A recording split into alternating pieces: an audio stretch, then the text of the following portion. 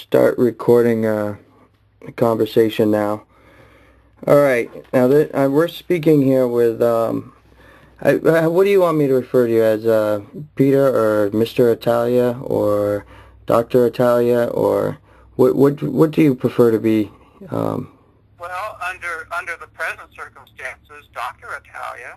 Okay. And I just want to set the record straight, basically, and hopefully clear up what the local media has been reporting, and speak now with Dr. Italia, you're currently in quarantine at this time? Yes, I still am. I'm over halfway through now. Okay. Halfway point. And if you could just give us a general brief history of your education, background, and what you've done as far as in the medical field, that would be great. I attended medical school in the Dominican Republic at a school called University Eugenio Maria de Hostos. Graduated from there and came back to the States after I took the ECFMG examination, which I completed, passed on the first attempt, and I've applied for my first job is as a resident in general surgery in New Jersey with the University of Medicine and Dentistry of New Jersey, UMDNJ. They have now, since just recently, changed their name to University of New Jersey Medical School. I did my first year with them, and it was just a one-year deal, and I was told at the beginning when I signed my contract, when they signed the contract with me, that it would be just a one-year deal, and I would have to move on after that. They did not keep 4 medical graduates except for 1 year.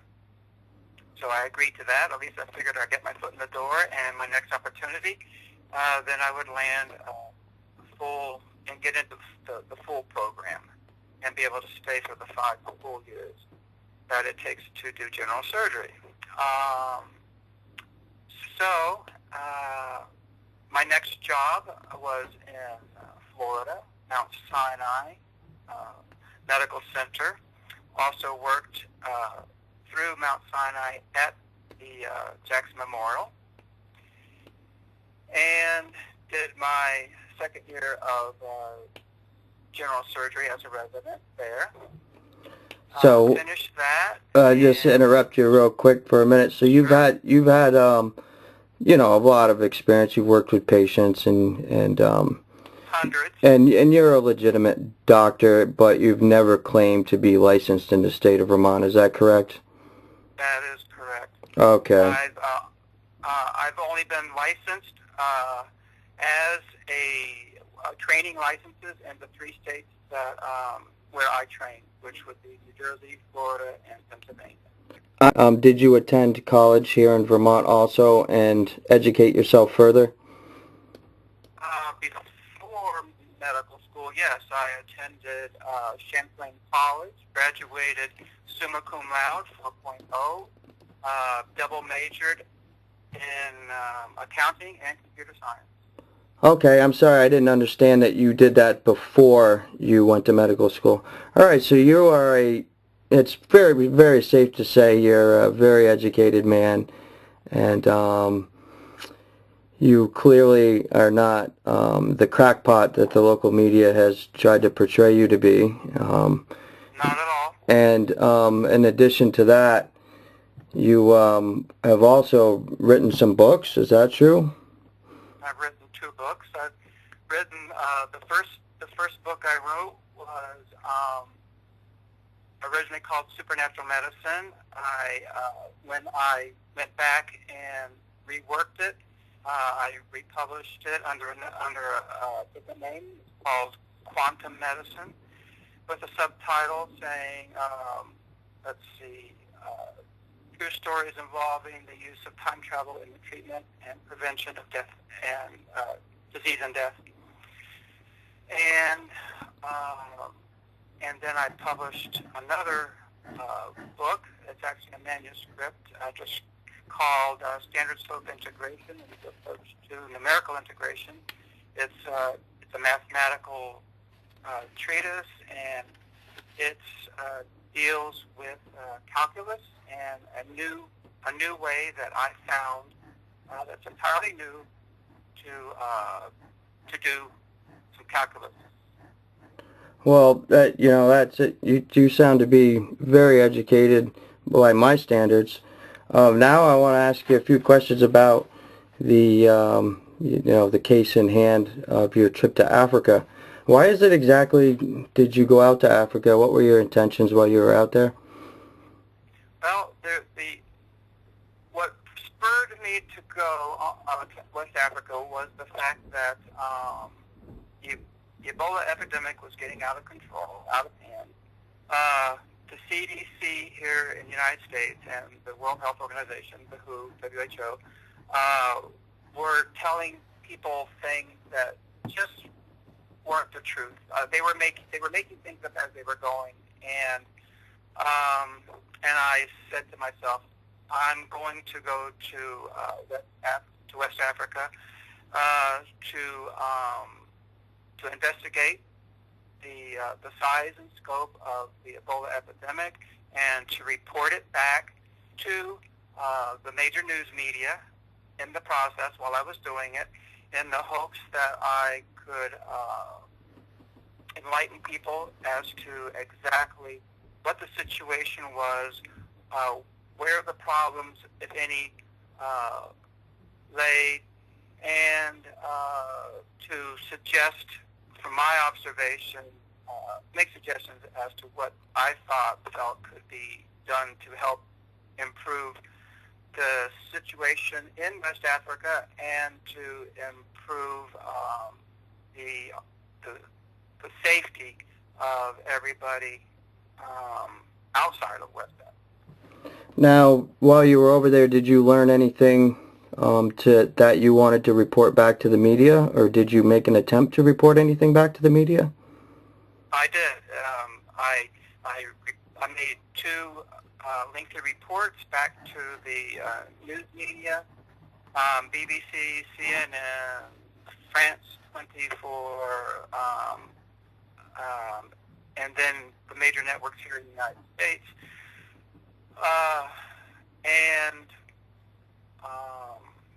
And so I did accomplish that. And at the same time that I made the reports with these major news media, I also posted an identical copy to my Facebook page, okay, so that it would be documented. Now, briefly, what was it that you discovered that you were trying to report? Oh, well, I really talked about a whole lot of stuff, but basically I was talking about my travels and where I went to, which was specifically in Guinea and the border area of Guinea and Sierra Leone. I talked about what I saw and didn't see. For example, I mentioned that during my travels, I did not see or encounter any other medical personnel. It is false. I did see one thing, at least one report in the news media saying that I attempted to make contact with other organizations there, and I couldn't, or they wouldn't accept me, and that's totally false. I never did that. I never tried. I never attempted. The only thing I could say is if I had come across some of them, I would have spoken with them, talked to them, offered see if I could offer to do anything for them. But I never did in my travels. So that entire month. In your opinion, then, that the media was being dishonest when they said that you were shopping around for a doctor job over there in Africa? That's totally correct. Because that's the picture that they portrayed to the public. Is that? I went over there like I said, I went over there because I was hearing a lot of a lot of misinformation, the CDC, what I was hearing them say, and what I was hearing the WHO say, and I'm saying these guys are getting it wrong, are getting things wrong. They're off course. They're behind. They need to get caught up what the real situation is. And I said I'm going to go there and report firsthand so that it would be more credible. Now, did people. you stated that you didn't see any other medical professionals over there. Now, here in America, we're in the understanding that there's Ebola everywhere over there, and there's medical staff and tents and stuff set up all over Africa treating Ebola patients. Are you saying that you didn't see any of that in your travels in Africa? Yeah, because the situation is not exactly as you described it. Ebola is not all over let's say West Africa. It's not all over Guinea, Sierra Leone, and Liberia. It is there, but it's not everywhere. In fact, before I came back, the capital city, Conakry, in Guinea, declared that whole city, which is a very expansive city, had no Ebola. Conakry was Ebola free. It's interesting. I'm sorry to cut you off again. It's interesting that you say that, because I've spoke with another man from Guinea who said that when he left there just a few months ago, that he didn't know of any cases of Ebola, and he hadn't seen any Ebola either. So are you saying? What I'm saying. Are you saying that you didn't see any quarantine areas or any sign of an outbreak? I know where. No, I'm not saying that. I'm saying that that in my travels, I didn't see any other medical personnel. When I traveled to the border, away from the capital, when I went into the villages, when I went into the bush area, that I did not see anything. But I know that where there were places, I'm not saying that there weren't any, but I think that, like for example, Conakry, one of the hospitals there in Conakry, had Ebola patients. I know that for a fact. I went to visit that hospital. I went and talked to the director at that hospital. Oh, interesting. But I did not go to the area where those patients were being kept and treated. Okay. I had no contact. The entire time I should mention, the entire time that I was in West Africa, I did not, come into contact with or with any Ebola patients. Now, when you had the discussion with the doctor at the hospital, or the director, I can't remember. Now, director and doctor. Now, did he state that there was Ebola all over the place, or did he downplay it more, like there was just a few cases?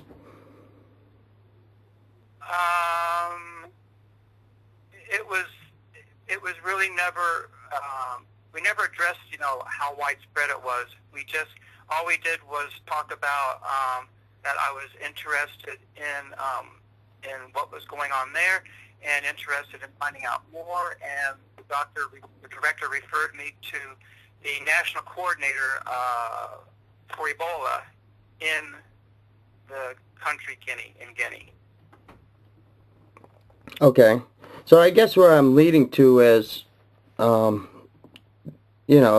reports that we get in America and all over the news is that they got people dying in the streets, and they got tents and stuff set up that are supposed to be quarantine stations. Yeah. These tents. Yeah, I've seen some of those.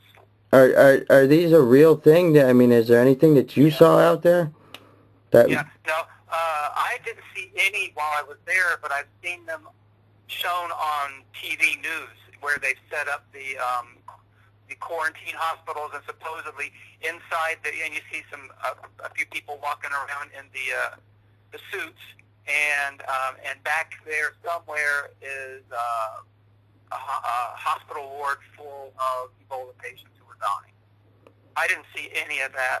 In fact, I visited one small rural hospital near the border of Guinea, Sierra Leone, and it was empty except for a woman who just had a baby and a gentleman who wasn't feeling well. And I asked, how come there's nobody, where are the patients, where are the sick people? And they said, they haven't been coming. They don't come to the hospital anymore because of the Ebola, because they're afraid that the people there, and I mentioned this, that the people they fear the government and they fear Western medicine. And they think that the Ebola, there's different people think different things. They think that the Ebola epidemic isn't real. They think that the West is trying to kill them off in some sort of genocide to infect them. Other people think that Ebola isn't as bad as what they're making it out to be, and that people are dying from other causes. Not, when we hear that, for example, that 1,000 people have died from Ebola or 2,000 people have died, a lot of them were saying they didn't all die from Ebola. They died from other diseases that are there that are just as bad, like malaria. Yep. Yep. There's a lot of different, in order for them to actually, and know for sure, they would have to do a tissue sample. Isn't that correct? Correct. And or blood, some kind of sample. The other thing that's going on too is so the people are staying away.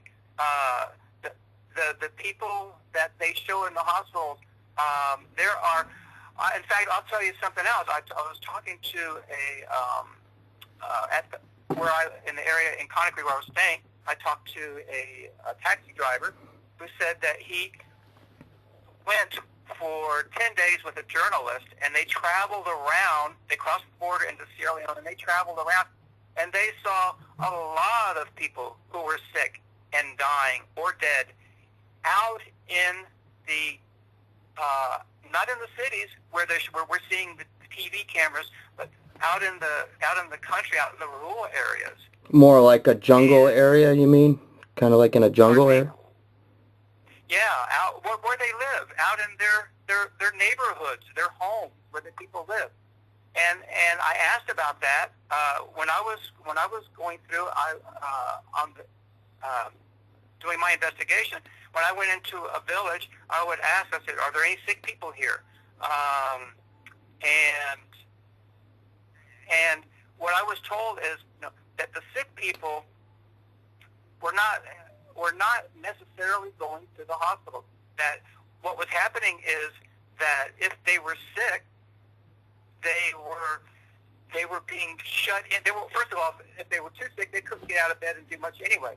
But I was told that they're locked in their house, basically, if they're sick, and they either walk out a few days later or they don't because they've died.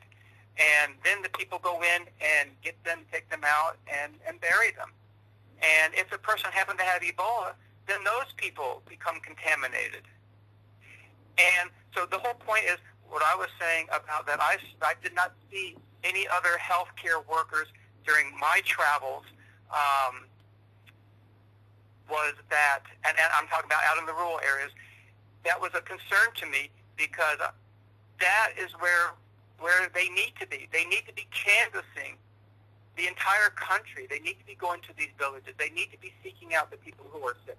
They need to be gathering up these people, alive or dead. They need, and if they have Ebola, they need to keep them away from other people, because, for example, Sierra Leone, a lot of the people, they're transient. They move, and I know that for a fact because when I flew back, when I finally was able to fly back from West Africa, I came back on a Airbus A330, and it stopped in Sierra Leone, and hundreds of we had 250, 300 people on the airplane. Half of them were probably from Sierra Leone. Because we picked, I'd say about maybe half in Guinea where I took off. We landed in Sierra Leone, and then a whole bunch more people came on the plane. That was concerned to me. And not Wait, only did they hold on, wait. Can I stop you for a second? 1 second. So what you're saying is, before your flight came back to America, you stopped, went to Sierra Leone. And different people transferred in and on the plane? That's correct. And this is the point I wanted to make, is that I was very concerned, because remember, I took my trip because I went there as a medical professional to observe and report. And I saw people coughing and sneezing and sniffling, and I'm like, this is on the airplane you're talking about? Yes. And I'm saying some of these people could actually be sick with Ebola. Wow. That's amazing. Now this airplane, after it landed in Sierra Leone and different people got on and off, then did you stop over anywhere else, or did you fly directly to the United States? We stopped in Brussels. All right. Belgium. And did people get on and off there also? Yes. And myself included. And was that I had to transfer for a flight back to JFK. So then you transferred onto a whole nother new airplane and then flew to JFK? Correct. And all those other people that was on that flight dispersed in whatever different aircraft that they... Yep. All over the world. Yep. Yeah, that doesn't seem like a very good plan for stopping Ebola.